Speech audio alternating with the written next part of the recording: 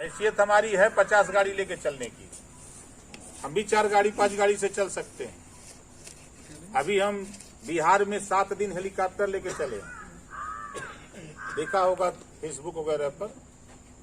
हम पिछली सरकार में 500 रुपए में काम हो रहा है और इस सरकार में 10,000 रुपया देने पर भी काम नहीं हो रहा है। इस सरकार में अपहरण तो कुटीर उद्योग हो गया है, हत्या आम बात हो गई है।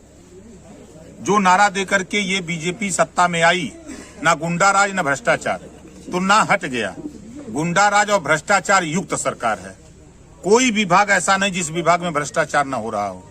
कोई ऐसा थाना नहीं है जिस थाने पर, तो अब तो स्थिति ये हो गई है कि अगर पीड़ित व्यक्ति थाने पर अगर FIR करा लिया तो वो समझ लीजिए कि गोल्ड जीत लिया।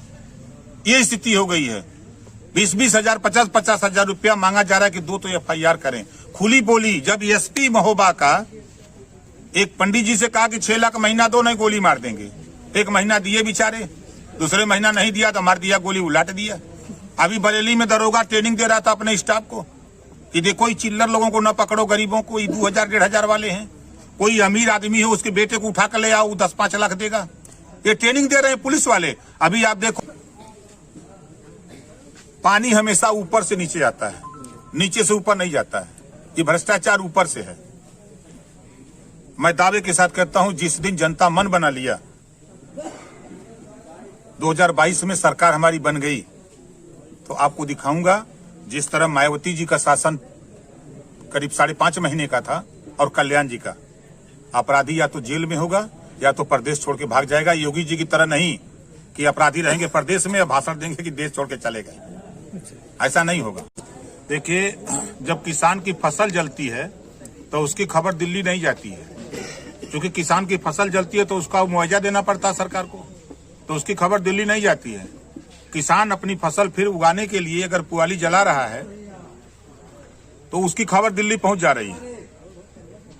सरकार अगर जो 262 किसानों के ऊपर FIR किया है, 16 लोगों को जेल भेज दिया, ये 100% किसानों के साथ अन्याय है।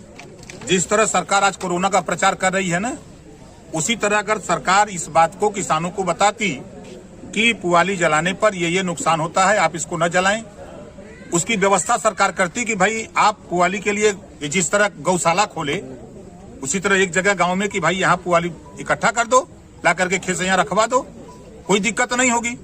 लेकिन सरकार की नीयत किसानों का हित नहीं है। किसानों का हित होता तो किसानों के हित में कानून बनाते। ये किसानों के दुश्मन लोग हैं।